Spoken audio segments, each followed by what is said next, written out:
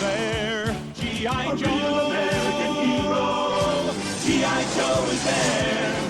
It's G.I. Joe against Cobra and Destro, fighting to save the day. He never gives up, he's always there, fighting for freedom over land and air. G.I. Joe, American hero. G.I. Joe is there. G.I. Joe is the code name for America's daring, highly trained Special Mission Force. Its purpose, to defend human freedom against Cobra, a ruthless terrorist organization determined to rule the world. He never gives up, he'll stay till the fight's won. G.I. Joe will dare. G.I. Joe, American hero. G.I. Joe. Hello guys, nandito naman po tayo sa another video ko sa aking YouTube channel. So, ang papakita ko naman sa inyo ngayon ating episode ay si Snake Eyes. G.I. Joe Classified Series Snake Eyes. Okay? So, si Snake Eyes ay isang G.I. Joe, isang soldier, isang ninja, black ninja. Ito yung arch enemy niya ay si Storm Shadow. Okay? So, samahan nyo ako, i-unbox natin tong and tsaka i-review natin kung gaano kaganda tong action figure na tong si Snake Eyes. Okay? So, start na tayo. So, simulan na natin sa box niya. Okay? So, ito yung kanyang drawing. Okay? Snake Eyes. Yun ang kanyang graphics. And then nakalagay dyan, classified G.I. Joe Snake Eyes. Okay. And then, sa side niya, number 2, siya nung na-release nito. Number 2. Okay. Ito yung mga kanyang logo. Iba't ibang logo, 4. Okay. And then, sa likod niya, sa back, ng box, andyan yung mga iba't ibang character ng G.I. Joe. Okay, isa-isayin natin yung mga character ng G.I. Joe. Every G.I. Joe na nilalabas, guys, so yung pinaka-main nilalagay dito, yung character na bago. Yung sa taas, si Cobra Commander, and si Baroness, si Destro, and then si Gango, Gold Black, and then ito yung mga ninjas, Cobra Ninjas, Scarlet, and then si Duke. Alam ko wave 1 to eh. Okay, ito yung mga unang-unang ni-release, wave 1. Okay. And then sa back, other side naman ng back niya, yan, medyo may itim, no? Madilim, black yung kanya, no? Okay. And then, sa bottom naman ng box niya ay yung mga content and then yung barcode. Okay, Hasbro. And then yung sa top ng box. And yung logo ng star ng G.I. Joe. And then number 2, si Snake Eyes. So, maraming version na nilabas ang classified na Snake Eyes. Okay, ito yung second version. Meron pang mga gold version siya, silver version ng Snake Eyes. Okay, merong Snake Eyes Commander series, mga ganun. Yan ay kasama yung kanyang alagang aso. Okay, so yung may mga lumabas na mga iba't ibang klaseng action figure ng Snake Eyes. Okay, so i-unbox na natin. So samahan nyo ako, i-unbox natin ang action figure na Snake Eyes. Okay. Saan natin Snake Eyes. Okay. Yung box sa background niya, ito yung logo ng G.I. Joe, yung star. Ganda, no? Merang logo sa background yan, yung box. Okay. Pusan natin muna to. Yung lagyan natin dito sa likod. Meron tayong background ng G.I. Joe action figure. So, ito si Snake Eyes. So, isa-isayin natin yung kanyang mga accessories, yung mga gamit niya. Ito yung Ah, lagay na ng sword niya. And then, sword. Tapos, meron din siyang sword na katana blades to. And then, meron siyang knife. Okay. And then, meron siyang armalite. Yung ganyan. And then, meron siyang 45 handgun. Ito yung sa ito sa armalite niya. Sa baril niya din ito nalagay. And then, yung kanyang backpack. Okay. So, isa-isayin natin yung backpack. Ang galing. Okay. Ito yung backpack ni Snake Eyes. So, ang ganda ng articulate, tsaka yung detalyado. Okay. Natin itong side. Okay. Backpack. Okay. Backpack ni Snake Eyes. Yan top. Okay. Yung backpack ni Snake Eyes. Next. Yung kanyang 45 handgun. Liit, no? 45 handgun. Detail din yung mga handgun nila eh. No? Ito nyo. Okay. 45. Okay, 45 din yung gun. So, comment below kung 45 gun nga na to, guys. Yung tawag dito baril ni Snake Eyes. Kung kayo talaga ay official na nanonood ng G.I. Joe TV series ng 1980s, 90s na G.I. Joe, American Hero. Ilabas siya sa, I think, Channel 5 and then Channel 2, Channel 13, yung mga G.I. Joe, and Channel 9. Okay? Next, yung kanyang Armalite. Armalite. Ito parang bala ng mga bala. Okay. Sunod natin yung nilalagay doon. Kinakabit doon sa handgun. Eh. Hindi, sa Armalite pala, sorry. Okay. Yan. Kabit natin. Ito sa harap. Tama ba? Ano ba? Sa harap ito. Okay. Tama nga. Natin maglagay itong pinaka meron pang butas. Parang wala. Alam ko dito yan. Oh, doon sa maliit. Ay, sorry. Dito pala siya sa maliit. Hindi pala. Oops. Butas. Hirap yung ano. Ano yan? Ay. Tama ba? Meron bang butas? Meron nga. Yan. Ano ba yun? Ano ba yun? Yan guys. And then, yung kanyang machete or knife na maliit. Sobrang liit. Knife machete. Machete nga to. So, comment below guys. Ang tawag dito sa kutsilyo na to. Machete ba? O knife lang. Okay. Next, yung kanyang sword. Katana blade ba to? O sword? So, meron siyang nakahugis doon guys. Tingnan nyo. Galing ng pagkakadetail, pagkakagawa ng gano'n. Ito ba? Ayan, sorry. Ayan. Okay. Next, ito yung kanyang nalagyan ng sword.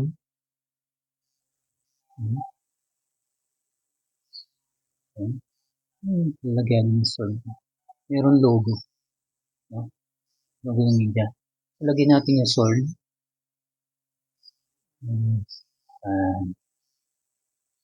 Okay. Lagyan yung sword. Okay.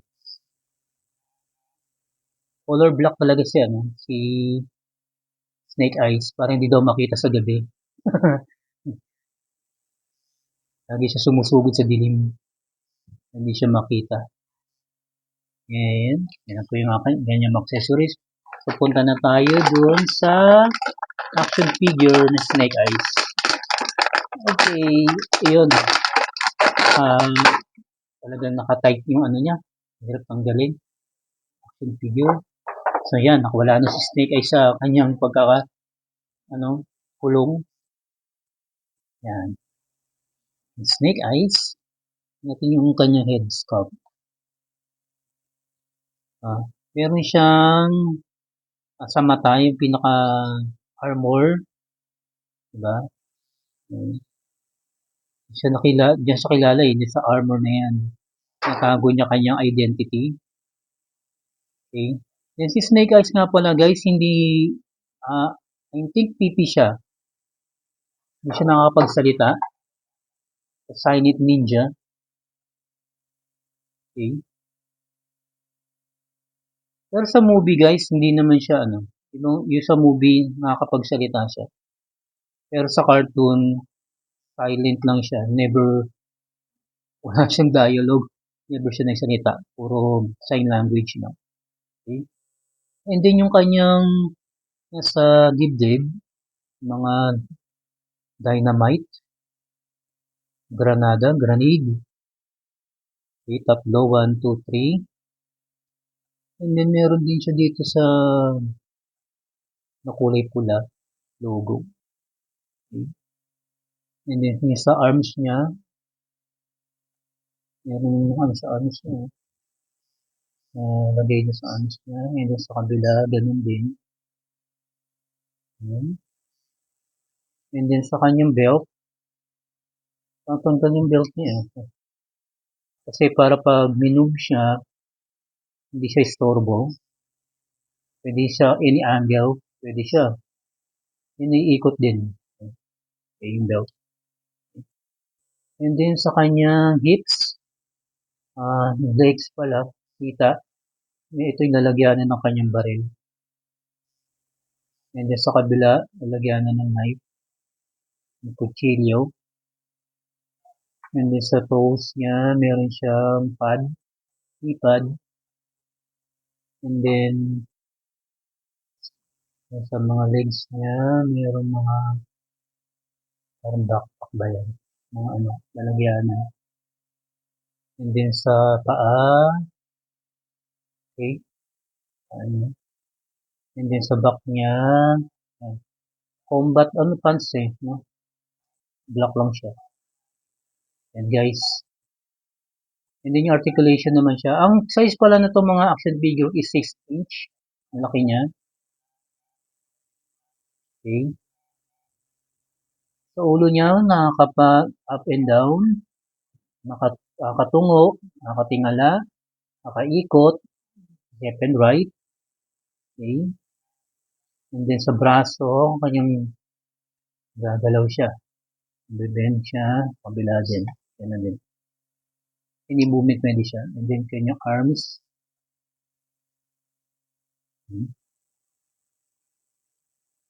Galaw kanyang arms. Inaikot din yung and then yung hands. Ganun din. Ikot din yung kabila. Yan. Then yung hands nila, so may isang daliri naka-angat kasi panghawak ng kanilang gun, mga accessories. And then yung hips nga, yan. Nag-bend siya up and down. Pwede siyang yumuko. Kaya niya. And then, iikot, baywang. And then, yung kanyang legs. And then, yung paa. Nakamove ng ganito. Yan. And then, yung kabila din. So, lahat ng G.I. Joe action figures, so, pare-pareho sila ng ng articulation, tsaka yung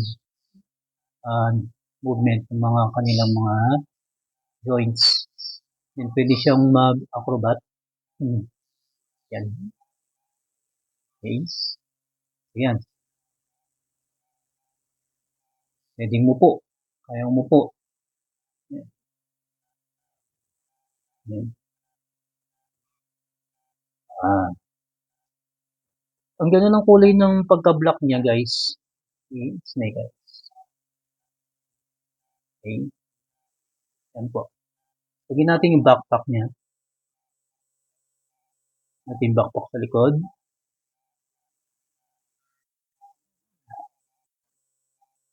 Sakto lang natin yung sa butas. Yung sakto sa butas eh. Natin yung butas. Nalaglag pa. Sumabay pa siya. Okay. Yung backpack. Then, lagyan natin yung sword. So, yung sword pala ay hindi siya nalalagay. Tatanggalin. Tanggal sa backpack, sword lang ilagay. Gusto mo ng sword lang ilagay. Ayun. Yan, lagay yung sword sa likod. And then, yung kanyang knife, lagyan natin dito sa kanyang hip.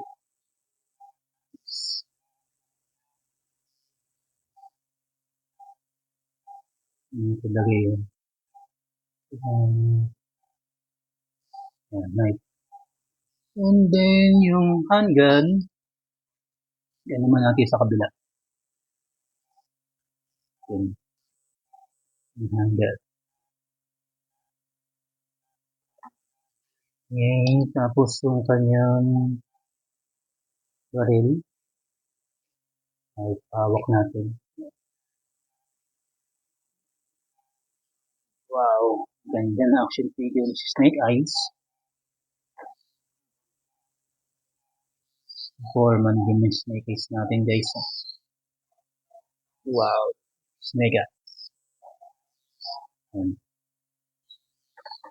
Yan po, si Snake Eyes, action figure Snake Eyes, number 2. So, marami po siyang iba't ibang klaseng Snake Eyes na nilabas, ni-release din ng classified. So, check nyo na lang po. Pero ito yung mas napili ko, mas preferred kong Snake Eyes. Mas kamukha sa cartoon. Okay, wala lang si yung kanyang dog. Okay? So, yun po. Maraming salamat po sa panonood. So, ayan po si Snake Eyes, ni G.I. Joe natin. So, don't forget to subscribe, comment, like, share po yung aking video. Please support po. And then, panoorin nyo po yung iba't iba pa kong mga unboxing ng G.I. Joe classified natin. And then, iba pa po natin mga videos dyan. Please subscribe and like na po. Okay? So, thank you very much. Ayan po si G.I. Joe Snake Eyes. Salamat po sa panonood. Pagsubaybay. Pagsama sa akin sa unboxing at review ng ating G.I. Joe classified Snake Eyes. Okay, maraming salamat po. Thank you. Bye-bye.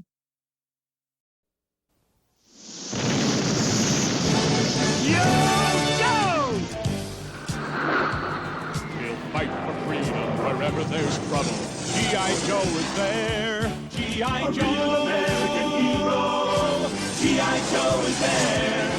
It's G.I. Joe against Cobra and Destro, fighting to save the day. He never gives up. He's always there, fighting for freedom over land and air. G.I. Joe, American hero. G.I. Joe is there. G.I. Joe is the code name for America's daring, highly trained Special Mission Force. Its purpose, to defend human freedom against Cobra, a ruthless terrorist organization determined to rule the He world. never gives up. He'll stay till the fight's won. G.I. Joe will dare. G.I. Joe.